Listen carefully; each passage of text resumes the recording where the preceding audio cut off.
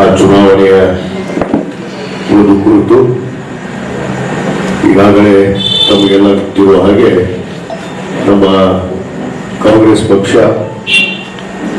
ಅವರ ಹಿರಿಯ ಪುತ್ರ ಉಮೇಶ್ ಬೇಟಿ ಅವರನ್ನು ಇವತ್ತು ಅಧಿಕೃತ ಅಭ್ಯರ್ಥಿಯನ್ನಾಗಿ ಈಗಾಗಲೇ ಘೋಷಣೆ ಮಾಡಿದ್ದಾರೆ. ರಾಜ್ಯದಲ್ಲಿ 2 ಉಪಚುನಾವಣೆ, ಒಂದು ಬಾಗಲಕೋಟೆ, ಒಂದು ದಾವಣಗೆರೆಯ ದಕ್ಷಿಣ ಕ್ಷೇತ್ರದ ಒಂದು ಉಪಚುನಾವಣೆ. ಅಲ್ಲಿ ನಮ್ಮ ಶಾಮೂರು ಶಿವಶಂಕರಪ್ಪನವರು ಕಾಂಗ್ರೆಸ್ ಪಕ್ಷಕ್ಕೆ ಸುಮಾರು 50 ವರ್ಷಗಳ ಕಾಲ ಖಜಾಂಚಿಯಾಗಿ ಬೆನ್ನೆಲುಬಾಗಿ ಕಾಂಗ್ರೆಸ್ ಪಕ್ಷದ ಏಳಿಗೆಗಾಗಿ ದೊಡ್ಡ ಒಬ್ಬ ಹಿರಿಯ ಜೀವಿ, ಅವರ ಮೊಮ್ಮಗ ಏನು ಸಮರ್ಥ ಶಾಮೂರವರು ಇವತ್ತು ಚುನಾವಣೆ ಕಣದಲ್ಲಿದ್ದಾರೆ. ಇವತ್ತು ನಮ್ಮ ಜಿಲ್ಲೆಯ ಈ ಒಂದು ಪ್ರತಿಷ್ಠಿತವಾದ ಚುನಾವಣೆ. ಈ ಒಂದು ಪೂರ್ವಭಾವಿ ಸಭೆಯನ್ನು ಉದ್ದೇಶಿಸಿ ನಮ್ಮ ಜಿಲ್ಲಾ ಕಾಂಗ್ರೆಸ್ನ ಪ್ರಧಾನ ಕಾರ್ಯದರ್ಶಿಗಳು, ಹಿರಿಯರು, ಆತ್ಮೀಯರಾದಂತಹ ಶರಣಪ್ಪನ ಅಂದಾಳ್ ಅವರೇ ಹಾಗೂ ಇನ್ನೋರ್ವ ನಮ್ಮ ಜಿಲ್ಲಾ ಪ್ರಧಾನ ಕಾರ್ಯದರ್ಶಿಗಳಾದಂತಹ ಹಿರಿಯರು, ಆತ್ಮೀಯರಾದಂತಹ ಬಿಜ್ಜಲ್ ಸಾಹೇಬ್ರೆ ಹಾಗೂ ಈ ಸಭೆಯನ್ನು ಉದ್ದೇಶಿಸಿ ಮಾತನಾಡುವಂತ ನಮ್ಮ ಇಳಕಲ್ ತಾಲೂಕಿನ ಕಿಸಾನ ಘಟಕದ ಅಧ್ಯಕ್ಷರು ಹಾಗೂ ಪ್ರಗತಿಪರ ರೈತರು, ದನಿಗಳಿಂದ ಖ್ಯಾತಿಯನ್ನು ಪಡೆದಿರುವಂತಹ ಚನ್ನಪೂರ ನಾಡಗೌಡರವರೇ ಹಾಗೂ ವೇದಿಕೆ ಮೇಲೆ ಉಪಸ್ಥಿತಿರುವಂತಹ ಹಿರಿಯರಾದ ಬಾಬು ಸಾಹೇಬ್ ಶಿವಗುತ್ತಿ ಹಾಗೂ ನಮ್ಮ ನಗರಸಭೆಯ ಅಧ್ಯಕ್ಷರಾದಂತಹ ಶ್ರೀಮತಿ ಶಿವಾನಂದಿ ಸಂಗಮ್ ಅವರೇ ಹಾಗೂ ಎಲ್ಲ ನಗರಸಭೆಯ ಸದಸ್ಯರೇ ಹಾಗೂ ಹಿರಿಯರಾದಂತಹ ಎಸ್ ಜೆ ರಾಮಗಿರಿಮಠ ಅವರೇ, ನಮ್ಮ ನಗರಾಜನ ಪ್ರಾಧಿಕಾರದ ಅಧ್ಯಕ್ಷರಾದಂತಹ ನಾಗೇಂದ್ರ ಚಿಂಚಲಿ ಅವರೇ, ನಮ್ಮ ನಗರಸಭೆ ಸದಸ್ಯರಾದಂತಹ ಔಷೇಕ್ ಬಾಬನ್ ಅವರೇ, ನಮ್ಮ ಮಹಂತೇಶ್ ಪಾಟೀಲ್ ಅವರೇ, ನಮ್ಮ PLD ಬ್ಯಾಂಕಿನ ಅಧ್ಯಕ್ಷರಾದಂತಹ ಶಿವಗೌಡ ಜಯಪ್ಪನವರವರೇ ಹಾಗೂ ಈ ಸಭೆಯನ್ನು ಉದ್ದೇಶಿಸಿ ಮಾತನಾಡುವಂತ ನಮ್ಮ ಇಳಕಲ್ ತಾಲೂಕಿನ ಪಂಚ ಗ್ಯಾರಂಟಿ ಅನುಷ್ಠಾನ ಸಮಿತಿಯ ಅಧ್ಯಕ್ಷರಾದಂತಹ ಮಹಂತೇಶ್ ಹನ್ಮಾಳ್ ಅವರೇ ಹಾಗೂ ಹುಡುಗುಂದದ ಪಂಚ ಗ್ಯಾರಂಟಿ ಸಮಿತಿಯ ಅಧ್ಯಕ್ಷರಾದಂತಹ ಮುತ್ತಣ್ಣ ಕಲ್ಗುಡಿ ಅವರೇ ಹಾಗೂ ಉಪಸ್ಥಿತಿರುವಂತ ಎಲ್ಲ ನಗರಸಭೆ ಸದಸ್ಯರ, ಪಕ್ಷದ ಎಲ್ಲ ಹಿರಿಯ ಕಿರಿಯ ನಾಯಕರುಗಳೇ ಹಾಗೂ ನಮ್ಮ ಮಹಿಳಾ ಕಾಂಗ್ರೆಸ್ನ ಎಲ್ಲ ತಾಯಂದಿರೇ ಹಾಗೂ ಯುವಕರೇ, ಮಾಧ್ಯಮದ ಸ್ನೇಹಿತರೆ, ಎಲ್ಲರಿಗೂ ನನ್ನ ಶರಣಾರ್ಥಿಗಳು. ಬಹುತೇಕ ನಾವು 5 ವರ್ಷಕ್ಕೊಮ್ಮೆ ಚುನಾವಣೆ ಮಾಡುವಂತ ಪದ್ಧತಿ. ಇವತ್ತು 2 ಚುನಾವಣೆ ಇವತ್ತು ಅಕಾಲಿಕ ಮಾಡೋದ ನಂತರ ಇವತ್ತೇನು ಈ ಒಂದು ಚುನಾವಣೆಯನ್ನು ಎದುರಿಸುವಂತ ಸಂದರ್ಭ ಬಂದಿದೆ. ಈಗಾಗಲೇ ನಮ್ಮ ನಾಯಕರಾದಂತಹ ಸನ್ಮಾನ್ಯ ಸಿದ್ದರಾಮಯ್ಯ ಸಾಹೇಬರು ಮತ್ತು ನಮ್ಮ ಕರ್ನಾಟಕ ಪ್ರದೇಶ ಕಾಂಗ್ರೆಸ್ ಸಮಿತಿಯ ಅಧ್ಯಕ್ಷರಾದಂತಹ ಸನ್ಮಾನ್ಯ DK ಶಿವಕುಮಾರ್ ಅವರು ಈ 2 ಚುನಾವಣೆಯನ್ನ ಬಹಳ ಪ್ರತಿಷ್ಠಿತವಾಗಿ ತೆಗೆದುಕೊಂಡಿದ್ದಾರೆ. ಈಗಾಗಲೇ ನಮ್ಮ ಕಾಂಗ್ರೆಸ್ ಶಾಸಕಾಂಗ ಪಕ್ಷದ ಸಭೆಯಲ್ಲಿ ಕೂಡ ಈ ಚುನಾವಣೆ ಕುರಿತು ನಮಗೆ ಏನೇನು ಜವಾಬ್ದಾರಿಗಳನ್ನು ನೀಡುವಂತ ವಿಚಾರದಲ್ಲಿ ಯಾರ್ಯಾರ ಸಚಿವರ ಜವಾಬ್ದಾರಿ ಏನು, ಶಾಸಕರ ಜವಾಬ್ದಾರಿಗಳೇನು, ಆ ಜವಾಬ್ದಾರಿಗಳನ್ನು ನಮಗೆಲ್ಲ ಈಗಾಗಲೇ ತಿಳಿ ಹೇಳಿದ್ದಾರೆ. ಅದರಂತೆ ಇವತ್ತು ನಮ್ಮ ಬಾಗಲಕೋಟೆ ಜಿಲ್ಲೆ, ಯಾಕಂದ್ರೆ ನಮ್ಮ HR ರೆಡ್ಡಿ ಸಾಹೇಬರ ಬಗ್ಗೆ ಬಹಳಷ್ಟು ಜನಕ್ಕೆ ಎಲ್ಲರಿಗೂ ಗೊತ್ತು. ಮುಗ್ಧ ಸ್ವಭಾವ, ಬಹಳ ಸರಳ ವ್ಯಕ್ತಿ, ಬಹಳ ಸರಳ ಸಜ್ಜನ ವ್ಯಕ್ತಿ. ಇವತ್ತು ಅವರು 5 ವರ್ಷಗಳ ಕಾಲ ಇರಬೇಕಾಗಿತ್ತು. ಈ ಒಂದು 5 ವರ್ಷವನ್ನು ಇನ್ನು 2 ವರ್ಷ ನಮಗೆ ಅವಕಾಶ ಇತ್ತು. ಇರ್ತಾರೆ ಅಂತ ಬಹಳ ಭರವಸೆ ಇತ್ತು. ಅವರು ಕೂಡ ಆತ್ಮಸಾಕ್ಷಿಯಾಗಿ ಸನ್ಮಾನ್ಯ ಮುಖ್ಯಮಂತ್ರಿಗಳ ಹತ್ರ ಹೇಳಿದ್ರು, ನಾನು ಜೀವ ಬಿಡುವುದಿಲ್ಲ, ನಾನು ಬದುಕ್ತೀನಿ ಅನ್ನೋದು ವಿಶ್ವಾಸದ ಮಾತುಗಳನ್ನು ಮಾನ್ಯ ಮುಖ್ಯಮಂತ್ರಿಗಳ ಹತ್ರ ಹೇಳಿದ್ರು ಅನ್ನೋದನ್ನು ಕೂಡ ಮಾನ್ಯ ಮುಖ್ಯಮಂತ್ರಿಗಳ ಇವತ್ತು ನಮ್ಮ ಜೊತೆಗೆ ಸ್ವತಃ ಅವರೇ ಹಂಚಿಕೊಂಡಿದ್ದಾರೆ. ಅವರ ಕಾರ್ಯಕ್ರಮದಿಂದ ಇವತ್ತು ನಾವು ಈ ಚುನಾವಣೆಯನ್ನು ಎದುರಿಸಬೇಕಾಗಿರುವಂತಹ ಒಂದು ಸಂದರ್ಭ ಬಂದಿದೆ. ಇವತ್ತು ಆ ಹಿನ್ನೆಲೆಯಲ್ಲಿ ನಾವು ಇವತ್ತು ನಮ್ಮ ಬಾಗಲಕೋಟೆ ಜಿಲ್ಲಾ ಕಾಂಗ್ರೆಸ್ ಅಧ್ಯಕ್ಷರಾದಂತಹ ಸನ್ಮಾನ್ಯ SG ನಂಜನಮಠ ಸಾಹೇಬರು ಮತ್ತು ನಮ್ಮ ಜಿಲ್ಲಾ ಉಸ್ತುವಾರಿ ಸಚಿವರಾದಂತಹ ತಿಮ್ಮಾಪುರ ಈಗಾಗಲೇ ಇವತ್ತು ಸಭೆಯನ್ನ ಮಾಡಿ ಯಾವ್ಯಾವ ಶಾಸಕರಿಗೆ ಯಾವ್ಯಾವ ಗ್ರಾಮಗಳು, ಪಂಚಾಯಿತಿಗಳು, ಜಿಲ್ಲಾ ಪಂಚಾಯಿತಿಗಳ ಜವಾಬ್ದಾರಿಯನ್ನು ನೀಡುವಂಥದ್ದು ಚರ್ಚೆ ಆಗಿದೆ. ಈಗಾಗಲೇ ನನಗೂ ಕೂಡ ನಮ್ಮ ಅಮೀನ್ಗಡ ಇರ್ಬೋದು, ಐವಳ್ಳಿ ಇರ್ಬೋದು, ಗಮತಿಗೆ ಇರ್ಬೋದು, ಯಾಕಂದ್ರೆ ಮೂವನ್ ಮತಕ್ಷೇತ್ರ ಆಡಳಿತಾತ್ಮಕವಾಗಿ ನಮಗೆ ಬರುವಂಥದ್ದು ಮತ್ತು ಇವತ್ತು ಮತಕ್ಷೇತ್ರ ಅದು ಬಾಗಲಕೋಟೆ. ಬಹುತೇಕ ನಮ್ಗೆಲ್ಲರಿಗೂ ಒಂದು ಒಡನಾಟ ಇರುವಂತ ಈ ಊರುಗಳು ಬಹುತೇಕ ಅಬ್ಬಿಗಡ ಇರ್ಬೋದು, ಐವಳ್ಳಿ ಇರ್ಬೋದು, ಕಮತಿಗೆ ಇರ್ಬೋದು, ಬಹಳಷ್ಟು ಒಟ್ಟಾಟ ಇರುವಂತ ಈ ಗ್ರಾಮಗಳ ಜವಾಬ್ದಾರಿಯನ್ನ, ಜೊತೆಗೆ ಅಲ್ಲಿ ಸಮುದಾಯವರು ಕೂಡ ಯಾವ್ಯಾವ ಗ್ರಾಮಗಳನ್ನ ಇವತ್ತು ವಹಿಸಿದ್ರೆ ಅನುಕೂಲ ಆಗತ್ತೆ ಅನ್ನೋ ನಿಟ್ಟಿನಲ್ಲಿ ಇವತ್ತು ನನಗೆ ಜವಾಬ್ದಾರಿಯನ್ನು ಈಗಾಗಲೇ ಕೊಟ್ಟಿದ್ದಾರೆ. ನಾಳೆ ಬೆಳಗ್ಗೆನೆ ಮಾನ್ಯ ನಮ್ಮ ಮುಖ್ಯಮಂತ್ರಿಗಳಂತ ಸಿದ್ದರಾಮಯ್ಯ ಸಾಹೇಬರು ಕೂಡ ಇವತ್ತು ಆಗಮಿಸ್ತಾ ಇದ್ದಾರೆ. ಅವರು ರಾಪೂರು, ಬಿಯೂರು ಈ ರೀತಿ ಒಂದು 10 ಹಳ್ಳಿಗಳನ್ನ ಅವರು ಕೂಡ ನಮ್ಮ ಜೊತೆಗೆ ಪ್ರಚಾರಕ್ಕೆ ಬರೋದಕ್ಕೆ ಈಗಾಗಲೇ ಅವರ ಒಂದು ಟಿಪಿ ಕೂಡ ನಮಗೆ ಬಂದಿದೆ. ಆ ಹಿನ್ನೆಲೆಯಲ್ಲಿ ಇವತ್ತು ನಮ್ಮ ಮತಕ್ಷೇತ್ರದ ಜನತೆ, ಬಹಳಷ್ಟು ಜನ ಪಕ್ಕದ ಬಾಗಲಕೋಟೆ ಮತಕ್ಷೇತ್ರದಲ್ಲಿ ಒಡನಾಟ ಇರುವಂತವರು, ಸಂಬಂಧ ಇರುವಂತವರು, ಅನೇಕ ಸ್ನೇಹಿತರನ್ನ ಹೊಂದಿರುವಂತ ನಮ್ಮ ಪಕ್ಷದ ಕಾರ್ಯಕರ್ತರು ಜನ ಕೂಡ ಬಹಳಷ್ಟು ಜನ ಇದ್ದೀವಿ. ಆ ಜವಾಬ್ದಾರಿಯನ್ನ ನಾವು ನಿರ್ವಹಿಸಬೇಕಾಗತ್ತೆ. ಯಾಕಂದ್ರೆ ಈ ಚುನಾವಣೆ ಇವತ್ತು ಮೇಟಿಯವರ ನಿಧನದಿಂದ ಈ ಚುನಾವಣೆ ಅನಿವಾರ್ಯವಾಗಿ ಬಂದಿದ್ರು ಕೂಡ ನಾವೆಲ್ಲರೂ ನಮ್ಮ ಕಾಂಗ್ರೆಸ್ ಸರ್ಕಾರ ಈಗಾಗಲೇ ರಾಜ್ಯದಲ್ಲಿ 136 ಸೀಟುಗಳನ್ನ 2023 ಚುನಾವಣೆಯಲ್ಲಿ 136 ಸೀಟುಗಳನ್ನ ಗೆಲ್ಲೋದ್ರ ಮುಖಾಂತರ ಒಂದು ಸ್ವಚ್ಛ ಬಹುಮತದ ಸ್ವಚ್ಛ ಆಡಳಿತವನ್ನ 3 ವರ್ಷಗಳ ಕಾಲ ಈ ರಾಜ್ಯದಲ್ಲಿ ಯಾವುದಾದ್ರೂ ಒಂದು ಸರ್ಕಾರ ನೀಡಿದ್ರೆ ಅದು ಕಾಂಗ್ರೆಸ್ ಸರ್ಕಾರ. ದಿನದ ಬೇಡಿಕೆ ಬಾಗಲಕೋಟೆಗೆ, ಯಾಕಂದ್ರೆ ಬಹಳ ದಿವಸದಿಂದ ಅಲ್ಲಿ ಒಂದು ಮೆಡಿಕಲ್ ಕಾಲೇಜ್ ಆಗಬೇಕು ನಮ್ಮ ಜಿಲ್ಲೆಗೆ.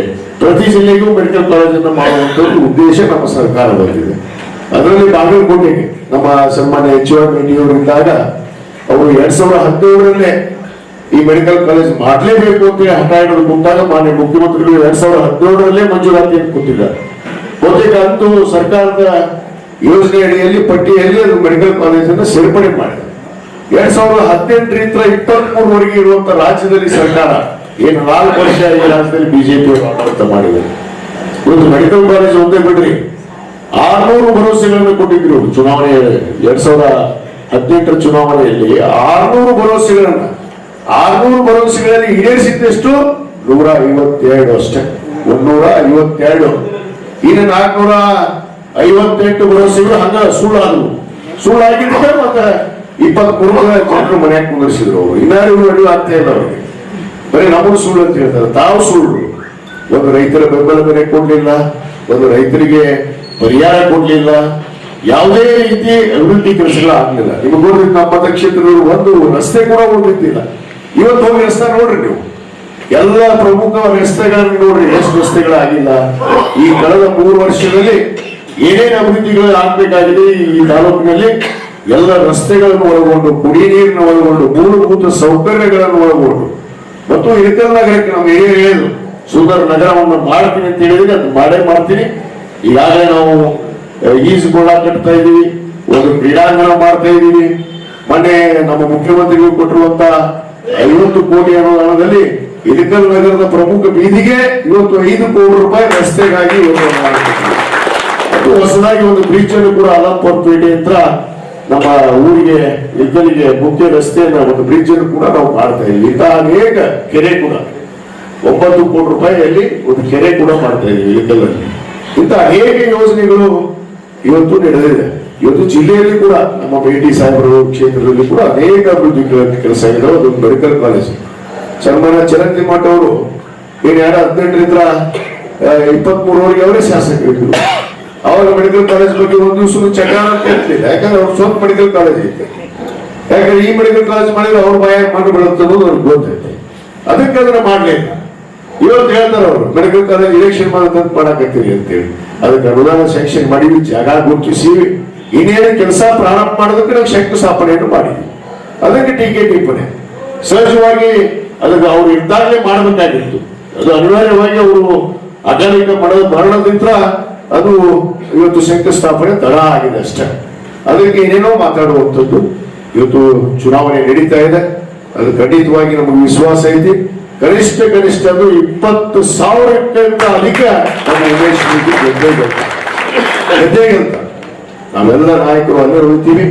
ಯಾಕಂದ್ರೆ ಇವತ್ತು ನೋಡ್ತೀವಿ ಏನೇನೋ ಸುಮ್ನೆ ಒಂದೊಂದು ಗೊಂದಲ ಮಾಡಿ ಈ ಚುನಾವಣೆ ಬರುತ್ತಂತೇಳಿ ಇವರಿಗೆ ವೀಕ್ ಮಾಡಿದ್ದು ನಮ್ಗೆ ಗೊತ್ತಿಲ್ಲ. ಮನೇಲಿ ಹಿಂದೂ ಮುಸ್ಲಿಂ ಗಲಾಟೆ ಮಾಡಿಸಿದ್ದು ಯಾರು ಮಾಡಿಸಿದ್ರಪ್ಪ? ಸುಮ್ಮನೆ ಪೊಲೀಸರ ಮೇಲೆ ಅವ್ರ ಮೇಲೆ ನಾವು ವಿನಾಕಾರಣ ಆರೋಪ ಮಾಡೋದು, ಅಭಿವೃದ್ಧಿ ಬಗ್ಗೆ ಮಾತಾಡೋದಿಲ್ಲ ಇವರು, ಧರ್ಮದ ಆಧಾರಿತವಾಗಿ ಮಾತುಗಳು ಇವರು ಯಾವ ಎಲ್ಲವೂ ಈ ರಾಜ್ಯದಲ್ಲಿ ನೋಡ್ರಿ. ಒಂದು ದಿವಸನೇ ಇವರು ವಿರೋಧ ಪಕ್ಷದ ನಾಯಕರು ಅಭಿವೃದ್ಧಿ ವಿರುದ್ಧ ಮಾತಾಡ್ತಾರ ಅಲ್ಲಿ ಸದನದಲ್ಲಿ, ಅಲ್ಲಿ ಗಲಾಟೆ ಆಯ್ತು, ಇಲ್ಲಿ ಗಲಾಟೆ ಆಯ್ತು. ಏನ್ ಗಲಾಟೆ? ಹಿಂದೂ ಮುಸ್ಲಿಂ ಬಿಟ್ಟರು ಬೇರೆ ಏನೇನು ಇಲ್ಲ. ಇವ್ರು ಏನೇನು ಅದ್ರ ಬಿಟ್ಟು ಬೇರೆ ಮಾತುಗಳೇ ಇಲ್ಲ ಇವರು. ಅದಕ್ಕೆ ಅದ ಒಂದು ಕಾರಣ ಮೇಲೆ ಇವರು ಮತ್ತೆ ಚುನಾವಣೆಯನ್ನು ಗೆಲ್ಲಬೇಕು ಅಂತ ಹೊಂಟ್ರೆ ಅದು ಇವ್ರ ಅಪ್ರಾಣಿಗೂ ಸಾಧ್ಯ ಇಲ್ಲ ಅನ್ನೋ ಮಾತನ್ನು ನಾನು ಬಹಳ ಸ್ಪಷ್ಟವಾಗಿ ಹೇಳ್ತೀನಿ. ಜನರು ಪ್ರಜ್ಞಾವಂತರದರ, ಜನರು ಯಾರಿಗೆ ಮತ ಹಾಕಬೇಕು, ಯಾವ ಸರ್ಕಾರ ಇದೆ, ಯಾವ ಸರ್ಕಾರ ಕಡೆಯಿಂದ ಮತವನ್ನು ಹಾಕಿ ಕೆಲಸಗಳು ಆಗ್ತವೆ ಅನ್ನೋದು ಅರಿವು ಕೂಡ ಜನರಲ್ಲಿ ಐತಿ. ಆ ಅರಿವನ್ನು ಇಟ್ಕೊಂಡು ಇವತ್ತು ಬಾಗಲಕೋಟೆ ಮತಕ್ಷೇತ್ರದ ಜನತೆ ಮತದಾನವನ್ನು ಮಾಡ್ತಾರೆ. ಅದಕ್ಕೆ ಈ ಸಂದರ್ಭದಲ್ಲಿ ನಮ್ಮ ಹಿರಿಯರು ಈಗಾಗಲೇ ತಮ್ಮ ವಿಚಾರಗಳನ್ನು ಹಂಚಿಕೊಂಡಿದ್ದಾರೆ. ನಾಳೆಯಿಂದ ತಾವೆಲ್ಲ ಸಜ್ಜಾಗಬೇಕು. ನಾಳೆ 1 ಗಂಟೆಗೆ ಸಾಮಾನ್ಯ ಮುಖ್ಯಮಂತ್ರಿಗಳು ಮೊದಲನೇ ಕಾರ್ಯಕ್ರಮ ನಮ್ಮ ರಾಂಪುರಲ್ಲಿ ಐತಿ. ರಾಂಪುರ ಆಲ್ಮಟ್ಟಿ ಹತ್ರ ರಾಂಪುರ, ಆಮೇಲೆ ಬೆಂಗಳೂರಾಗ ಐತಿ, ಆಮೇಲೆ ಒಂದು 4-5 ಹಳ್ಳಿ ಕಂಟಿನ್ಯೂ ಐತಿ. ಮತ್ತು ನಾಳೆ ನಾನು ಬೆಳಗ್ಗೆನೆ 9 ಗಂಟೆಗೆ ನಾನು ಪ್ರಾರಂಭ ಮಾಡ್ತೀನಿ. ನಾಳೆ ಬೆಳಿಗ್ಗೆ ಯಾರ್ಯಾರು ತಮ್ಮ ಸ್ವಂತ ಗಾಡಿ ಅದು ತಾವೆಲ್ಲರೂ ತಮ್ಮ ಗಾಡಿಯನ್ನು ತೆಗೆದುಕೊಂಡು, ಮಹಿಳೆಯರು ಯಾರು ಬರ್ತೀವಿ ಅಂದ್ರೆ ನಿಮಗೊಂದು ಗಾಡಿ ಮಾಡಿಕೊಡ್ತೀವಿ. ಇಲ್ಲಿ ಯಾರು ಗಾಡಿ ಅಂತ ನೀವು ಗಾಡಿ ತಿಳ್ಕೊಳ್ಳಿ. ಇಲ್ಲಿ ಗಾಡಿ ಇಲ್ಲ ಅಂದವರು ಗಾಡಿ ಇಲ್ಲ ಅಂತ ನಮ್ಮ ಜೊತೆಗೆ ಒಂದು ಗಾಡಿ ಮಾಡಿಕೊಡ್ತೀವಿ. ನೀವು ಕೂಡ ನಮ್ಮ ಜೊತೆಗೆ ಪ್ರಚಾರಕ್ಕೆ ಬರಬೇಕು.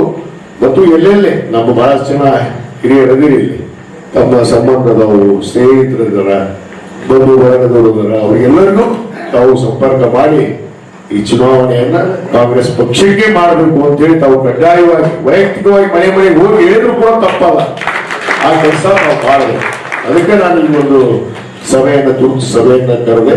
ಯಾಕಂದ್ರೆ ಬಹಳ ಜನಕ್ಕೆ ಹೇಳಬೇಕಾಗಿತ್ತು. ನಮ್ಮ ಗ್ರಾಮ ಪಂಚಾಯತಿ ಅಧ್ಯಕ್ಷರಿಗೆ ಹೇಳಿದೆ, ಕೆಲವಷ್ಟು ಜನ ಬಂದಾರ, ಕೆಲವಷ್ಟು ಜನಕ್ಕೆ ಬಂದಿಲ್ಲ. ನಾ ಇನ್ನೂ ಬಹಳಷ್ಟು ಜನಕ್ಕೆ ಹೇಳಿ ಮೀಟಿಂಗ್ ಮಾಡ್ಬೇಕಂತ ಮಾಡಿದ್ದೆ. ಆದ್ರೆ ಅನಿವಾರ್ಯವಾಗಿ ಈ ಸಂದೇಶವನ್ನು ರವಾನೆ ಮಾಡೋಣ. ಯಾಕಂದ್ರೆ ಸಮಯ, ಯಾಕಂದ್ರೆ 9ನೇ ತಾರೀಕಿಗೆ ಇವತ್ತು ಮತದಾನ ಐತಿ. ಯಾಕಂದ್ರೆ ಸಮಯ ಕೂಡ ಬಹಳ ಕಡಿಮೆ ಇದೆ. ಅದಕ್ಕೆ ಮಾನ್ಯ ಮುಖ್ಯಮಂತ್ರಿಗಳು ಕೂಡ ನಾಳೆ ಬರ್ತಾರೆ ಮತ್ತು ಉಪಮುಖ್ಯಮಂತ್ರಿಗಳು ಬರ್ತಾರೆ.